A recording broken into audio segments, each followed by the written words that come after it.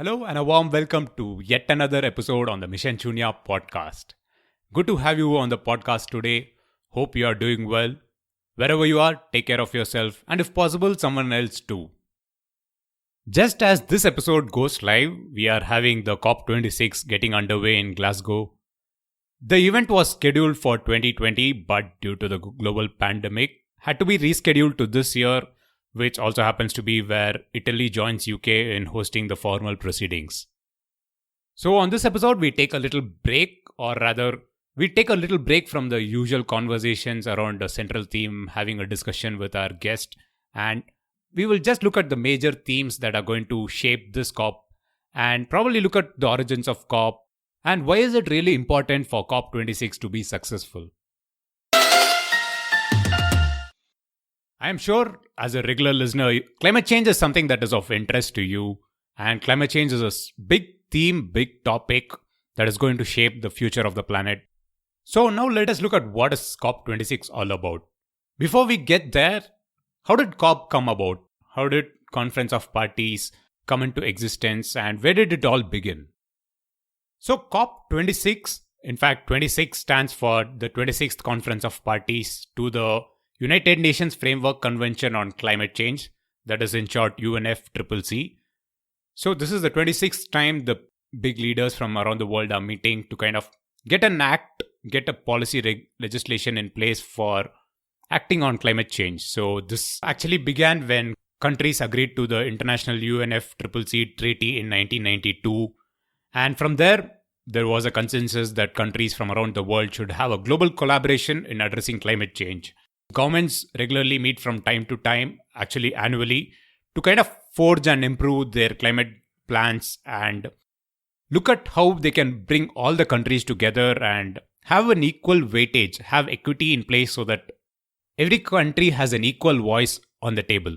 So for most part from 1992 till about 2010, 2012, there was always an opinion that we should have an obligation from the rich countries to kind of act on climate. But as we headed to the COP21 in 2015, there was kind of a consensus that every country has to come up with its own determined contributions to act on climate. So that's when INDCs came about. And that is one of the reasons why COP21 is considered to be a success, when all the countries agreed that we will act on climate and we will make equal contribution, or this is the contribution that we will make to act on it. So that was a major milestone that I'm sure you would have heard about it earlier, and COP26 is actually going to take COP21 and formally have a playbook. Actually, it's also called the Paris Playbook, that all the countries are expected to kind of frame the action items and then act on it. So the big takeaway from COP21 was when all the countries agreed that we will try to limit the global warming to less than 2 degrees Celsius and preferably 1.5 degrees Celsius in reference to the pre-industrial levels. So it is not legally binding, as I said earlier, but it was a good target to have. Which, by the way, if you are looking at where are we now, we crossed the 1 degree Celsius in 2017. So in principle, we don't have much time. So that is one of the reasons that COP26 is really crucial. But just like every other COP that has happened before, as we lead up to this event, there are hits and misses with major countries not really making a commitment. In fact, every country was given an option to update their INDCs, but it has not happened. Like major countries like India has not updated its INDC or not stepped up its commitments to cut emissions. So there are hits and misses. We will have global figures who are going to attend, but there are global figures who said we are not going to attend, like leaders from China, Russia are not going to be physically present in the event. So why are events like this really important? For one, it kind of gives clear policy directives to people and all major stakeholders involved, like for example, the industries, in terms of what are the actual objectives, what are the actual targets, and how are the individual stakeholders going to contribute to it. So be it like phasing out of internal combustion engines, shifting to electric vehicles, shutting down thermal power plants, and so on. It's good to have targets and objectives in place, and it's good to make sure every stakeholder in the value chain is made aware of it. So that is why events like this are really important. So what to watch out for in COP26? Well, the big thing is climate aid. So 12 years ago in Copenhagen, rich countries actually promised to kind of commit 100 billion a year by 2020. This has not happened, and it's only about 20 billion a year that is coming up to kind of act on climate mitigation and adaptation strategies and projects for the developing world and other countries who need this assistance. So there is a big hope that there is a formal commitment, and there is also a structure in place where this financing is better used by the other countries who need it.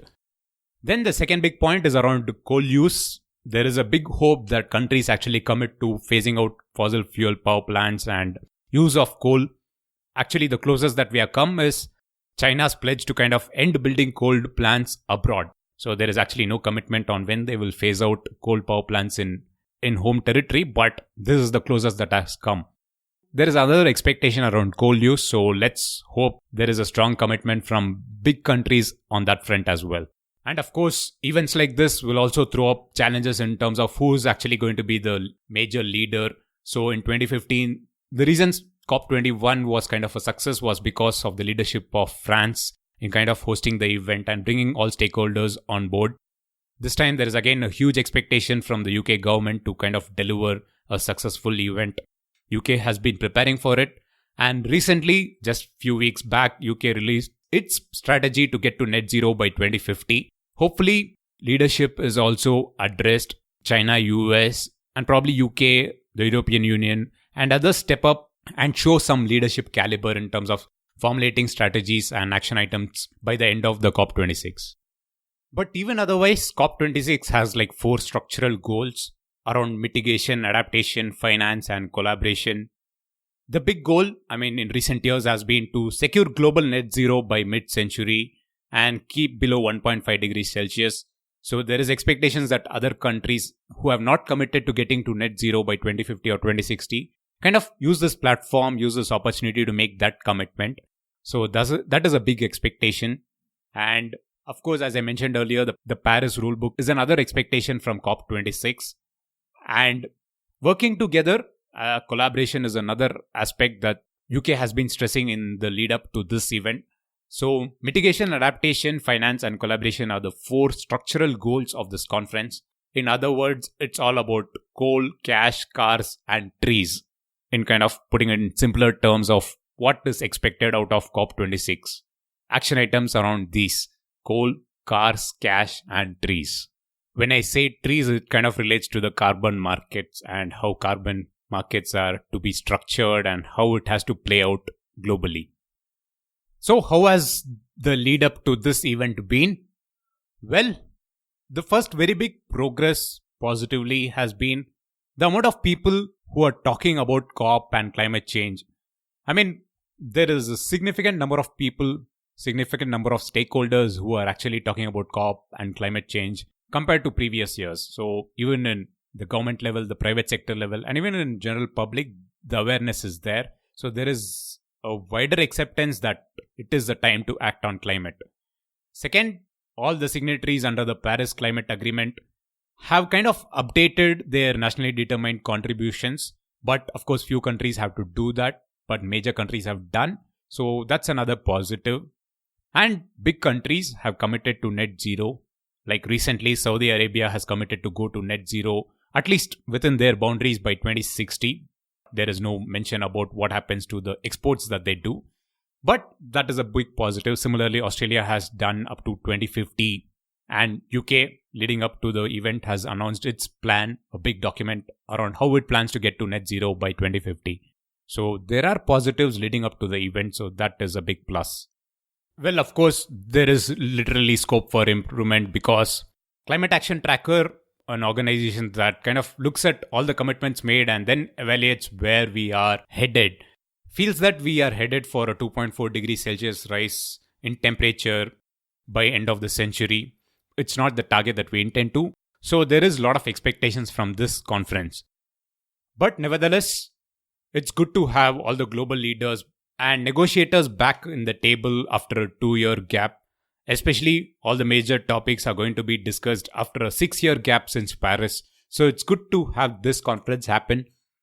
Like always, I tend to be optimistic about events like this. And optimism is a word, at least we have to believe when leaders are coming together. Hopefully, there are strategies and action plans that are put in place at the end of the conference 2 weeks from now. So that was pretty much what I wanted to talk about in this podcast episode. It was meant to be all around COP26, what to expect, and why is it important for COP26 to be a success. All the big announcements and breaking news from COP26 will be shared on the social media channels of Mission Shunya. So follow Mission Shunya on Facebook, Instagram or Twitter. And I will be back in 2 weeks' time with a brand new episode, a conversation on Mission Shunya podcast. So feel free to subscribe. And if you like the podcast, please share it among your network, friends, family, colleagues. It just takes about 30 seconds. And if you want to leave me a feedback, you can again do that on any platform that you use. Or you can also send me an email, missionchunya@gmail.com. So with that, this is Girish Shivakumar signing off. And as always, thank you for listening.